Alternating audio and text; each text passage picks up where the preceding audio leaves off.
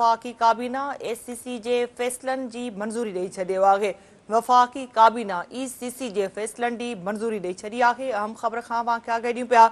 वज़ीर आज़म शहबाज शरीफ़ जी सदारत हेठि थियल वफ़ाक़ी काबीना जो इजलास ख़त्म थी वियो। ज़रियनि मूजिबि वफ़ाक़ी काबीना जे इजलास दौरान सेक्टरम ऑक्शन ऐं सेक्टरम एडवाइज़री कमेटीअ जी सिफ़ारिशुनि जी मंज़ूरी ॾिनी वई। मेगा हर्ट्स सेक्टरम जे नीलामी ईंदड़ महीने थींदी। अहम ख़बर ही नाज़रीन अवां सां शेयर कयूं पिया त वफ़ाक़ी काबीना ECC जे फ़ैसिलनि जी मंज़ूरी ॾेई छॾी आहे। वज़ीर आज़म शहबाज शरीफ़ जी सदारत हेठि थियल वफ़ाक़ी काबीना जो इजलास ख़त्म थी वियो।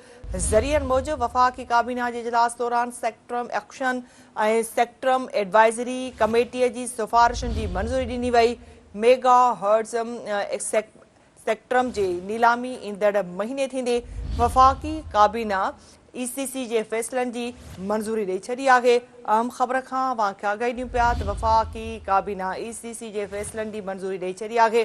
वज़ीर आज़म शहबाज शरीफ़ जी सदारत हेठि थियल वफ़ाक़ी काबीना जो इजलास ख़त्म थी वियो। ज़रियनि मूजिबि वफ़ाक़ी काबीना जे इजलास दौरान सेक्टरम ऑक्शन ऐं सेक्टरम एडवाइज़री कमेटीअ जी सिफ़ारिशुनि जी मंज़ूरी ॾिनी वई। वफ़ाक़ी काबीना ECC जे फ़ैसिलनि जी मंज़ूरी ॾेई छॾी आहे। अहम ख़बर खां नाज़रीन तव्हांखे आगाही ॾियूं पिया।